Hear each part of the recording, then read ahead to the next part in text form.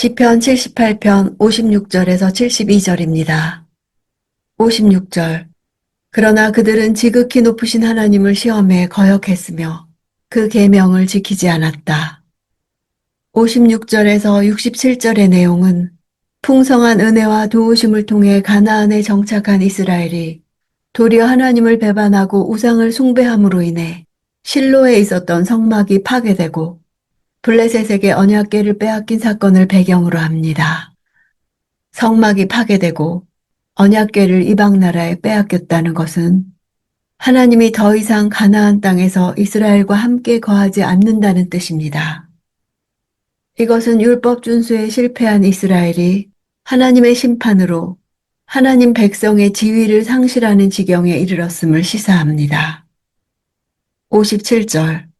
그들은 자기 조상들처럼 등 돌리고 성실하지 못했으며 속이는 활처럼 빗나갔다. 속이는 활은 느슨한 활이란 뜻입니다. 느슨한이란 단어는 태만함, 부주의를 뜻합니다. 느슨한 활이 활 자체가 구부러져서 관역을 향해 정확히 날아가지 못하는 것처럼 조상들은 하나님이 목표하는 언약을 신실하게 지키지 못했습니다. 60절. 그리하여 실로의 장막을 곧 그분이 사람들 가운데 직접 세우신 그 장막을 버리셨다.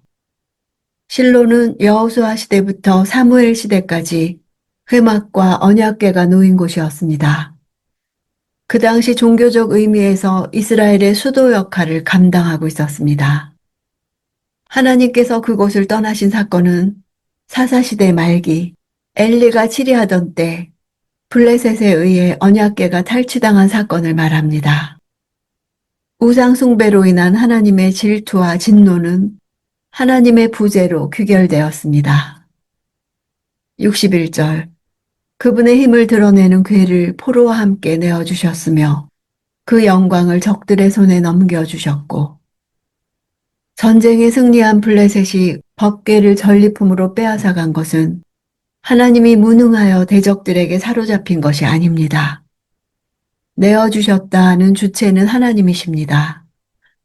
하나님 자신이 이스라엘을 징계하기 위해 그의 능력과 영광을 대적의 손에 붙이신 것입니다. 이는 더 이상 이스라엘의 하나님의 보호와 영광스러운 임재가 머물지 않는다는 것을 의미합니다. 64절. 제사장들은 칼에 맞아 죽었고 그 과부들은 슬퍼하며 울지도 못했다. 엘리 제사장의 뒤를 이어 제사 직분을 수행하는 홈니와 비느하스가 전쟁터에서 죽었고 엘리 역시 아들들의 죽음과 언약궤가 빼앗긴 소식을 듣고 목이 부러져 죽은 것을 묘사합니다. 또한 비느하스의 아내가 해산의 과정 속에 남편의 전사 소식과 언약궤를 빼앗긴 소식과 엘리의 사망 소식까지 전해 듣게 되어 연속적으로 전해진 비극으로 인해 그녀는 슬퍼하며 울 수조차 없었던 것입니다. 65절. 그때 여호와께서 잠에서 깨어나신 것 같이 포도주를 마시고 외치는 용사같이 하나님께서 술에서 깬 맑은 정신의 용사처럼 깨어나셨습니다. 이 시는 하나님이 깨어나셔서 자기 백성을 구원하시기를 바라는 기도입니다. 새로운 아침을 맞이하듯 하나님께서 이스라엘을 위해 다시 활동하시는 것으로 생생하게 표현한 은유입니다. 66절. 그 적들의 뒤를 쫓아가 치셨고 영원히 수치를 당하게 하셨다. 블레셋에게 빼앗겼던 법궤가 이스라엘로 돌아온 이야기를 회고합니다. 블레셋 사람들에게 내리신 재앙과 그들이 전리품 취급한 법궤를 반환했습니다. 이후 법궤는 기럇 여아림에 머물고 백성들은 전쟁을 위해 인간 왕을 선택합니다. 67절. 더구나 요셉의 장막도 거부하셨고 에브라임 지파도 선택하지 않으셨다. 요셉의 장막과 에브라임 지파는 동일한 의미를 지닌 표현입니다. 실로는 에브라임 지파의 지경 안에 있었습니다. 에브라임 지파는 가장 수요가 많고 유력한 지파였지만 우상 숭배와 교만 때문에 하나님의 선택에서 탈락했습니다. 이는 하나님이 북쪽 성소와 에브라임 지파가 속한 곳이 예배 처소가 되길 원하지 않으셨다는 뜻입니다. 다시 돌아온 법궤는 실로에 안치되지 않았습니다. 68절 오직 유다 지파를 곧 그분이 사랑하신 시온산을 선택하셨다. 시온 곧 예루살렘은 다윗 왕이 선택한 수도입니다. 예루살렘을 수도로 정한 다윗이 처음 한 일은 언약궤를 옮긴 것입니다. 다윗의 시온산 정복은 가나안 정복 전쟁의 절정이며 최종적 귀결이라 할 수 있습니다.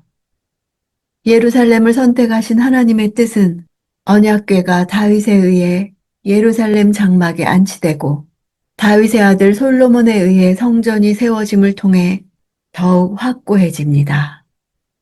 72절 그리하여 다윗은 참된 마음으로 그들을 먹이고 능숙한 솜씨로 그들을 인도했던 것이다.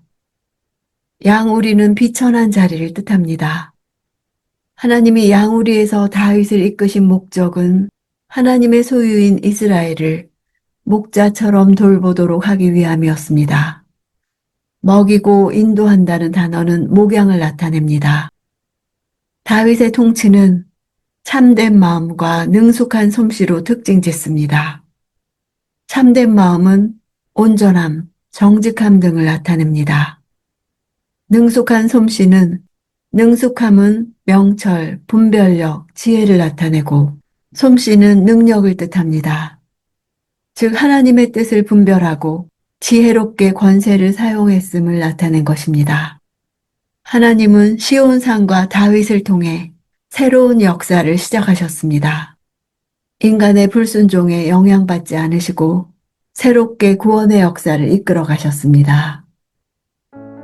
78편은 인류의 역사 속에서 하나님과 인류 간의 길고 긴 투쟁의 역사를 보여줍니다. 하나님은 인간의 온갖 죄악들 사이에서 번뇌하시고 심판하시지만 항상 다시 시작할 마음이 있으신 분이십니다. 본시가 지혜시인 것은 역사에 대한 정확한 시각으로 미래의 길을 열어주기 때문입니다. 오늘 우리 삶의 조건이 우리의 안전을 보장하지 않습니다. 대신 하나님이 나의 삶에서 어떤 역할을 하고 계시는지, 그분의 말씀이 다른 어떤 소리들보다 내 삶을 지배하고 영향을 미치게 하고 있는지가 나의 안전을 보장합니다. 하나님 나라는 눈에 띄게 세상을 장악하지 않으며 핍박도 당하지만 결코 무너지지 않고 마침내 승리하시는 것을 믿습니다.